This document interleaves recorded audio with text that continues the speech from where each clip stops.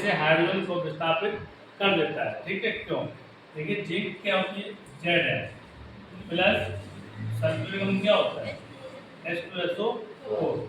तो यहाँ से होता क्या है, H2 ये कहाँ चला जाएगा बाहर और क्या बन जाएगा, जिंक सल्फेट, यानी कि यहाँ से हो जाएगा ZnSO4 प्लस H2।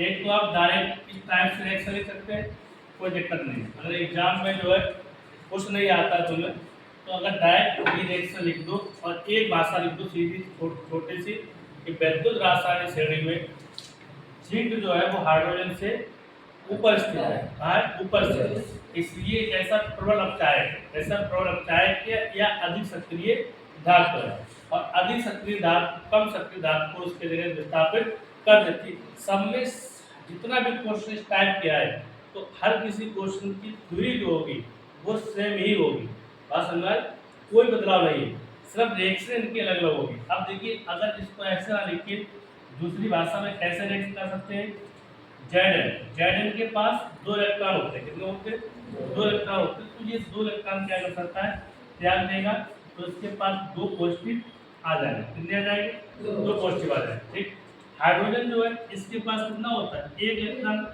भाई 1 इलेक्ट्रॉन क्या है, 1 इलेक्ट्रॉन की इसके पास क्या होती है, कमी होती है। तो जब 1 इलेक्ट्रॉन को ले लेंगे, मिल जाएगा, ग्रहण कर लेगा, तो ये क्या बना लेगा, H बना लेगा, क्या बना लेगा, H। अब देखिए आवेश दोनों कैसे करेंगे, बराबर, कैसे करेंगे, आवेश दोनों कैसे करेंगे, बराबर। तो आवेश बराबर करने के लिए इसमें कितने का गुणा करें, 2 का, इसमें भी 2 का और इसमें भी 2 का। ठीक है, दोनों को हम जोड़ेंगे तो हमारे आवेश दोनों कैसे बराबर हट जाएंगे, कट जाएंगे, और इधर क्या होगा तुम्हारा Zn प्लस 2, एरो के इधर वाले पार्ट इस साइड रखेंगे और एरो के इधर वाले पार्ट को इस साइड रखेंगे, Zn पॉजिटिव प्लस 2 है। तो एक तो इस टाइप की रिएक्शन है, बात समझ। और सीधा अगर तुम्हें ये ना तोड़ पाओ, अपने आयु के ग्राफ ना तोड़ पाओ, तो इसको हम क्या करेंगे, डायरेक्ट इस टाइप से ले सकते हैं। क्वेश्चन क्या आएगा, क्वेश्चन जिंक तथा सल्फ्यूरिक अम्ल के विलयन से हाइड्रोजन को विस्थापित कर देता है, क्यों? तो हम कार्य कर देंगे, कार्य ये देंगे, वैद्युत रासायनिक श्रेणी में जिंक जो है हाइड्रोजन से ऊपर स्थित है, कहाँ स्थित है, ऊपर स्थित है।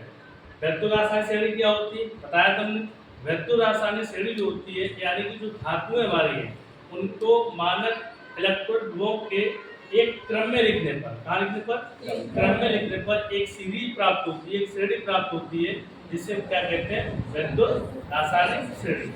मेरी बात सुनना, यानी कि धातुओं के मानक इलेक्ट्रोड ध्रुवों के क्रम में लिखने पर एक श्रेणी प्राप्त होती है, जिसे हम क्या कहते हैं, वैद्युत रासायनिक श्रेणी। और मानक इलेक्ट्रोड ध्रुवक, इलेक्ट्रोड ध्रुवक दोनों बता दिए थे। इलेक्ट्रोड ध्रुवक क्या होता है कि जिस किसी धातु को उसी के विलयन में, सल्फेट के विलयन में डुबोया जाए, तो वो धातु पर रावेशित या ऋणावेशित विभवांतर उत्पन्न होता है, उस विभवांतर को हम क्या कहते हैं, इलेक्ट्रोड विभव कहते हैं। क्वेश्चन अगर मानक इलेक्ट्रोड विभव आ जाए तो वहां पर 25 डिग्री सेल्सियस टेम्परेचर लिया जाता है, 25 डिग्री सेल्सियस ताप पर किसी धातु की छड़ को उसके सल्फेट के विलयन में डुबोने पर उस धातु की छड़ पर नेगेटिव या पॉजिटिव विभवांतर उत्पन्न होता है, जिसे हम क्या कहते हैं, मानक इलेक्ट्रोड विभव। और मानक इलेक्ट्रोड विभव के बढ़ते हुए क्रम में या घटते हुए क्रम में, यानी कि क्रम में लिखना होता है, क्रम में लिखने पर एक श्रेणी प्राप्त होती है, जिसे हम क्या कहते हैं, वैद्युत रासायनिक श्रेणी। अब वैद्युत रासायनिक श्रेणी के अनुप्रयोग क्या होते हैं, विस्थापन अपक्रिया। विस्थापन क्रिया क्या बताया था हमने, जो धातु जिस धातु से ऊपर स्थित होगी वो प्रबल अपचायक होगी, और नीचे स्थित होगी वो क्या होगी, दुर्बल अपचायक होगी। अब प्रबल अपचायक धातु दुर्बल अपचायक धातु को इसकी जगह से विस्थापित कर देती है। वही रीजन यहाँ पे जिंक तथा सल्फ्यूरिक अम्ल के विलयन से हाइड्रोजन को विस्थापित कर रहा है। क्यों कर रहा है, क्योंकि जिंक जो है हाइड्रोजन से कारक क्या हुआ है, ऊपर स्थित है, और ऊपर स्थित होने के कारण ये प्रबल धातु है, ये कैसी है, दुर्बल धातु है। तो प्रबल धातु दुर्बल धातु को इसके लिए विस्थापित कर देती है।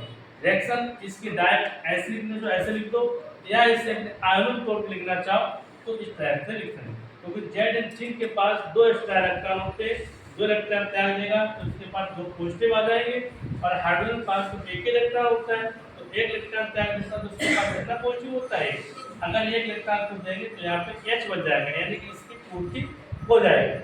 आवेश बराबर करने के लिए हमें इसमें क्या करते हैं, 2 का गुणा करते हैं, तो फिर इसको जोड़ दिया। अब ये हमारी बनती है Z plus 2H positive arrow Z2 positive plus 2H। बात समझ गई आप तक?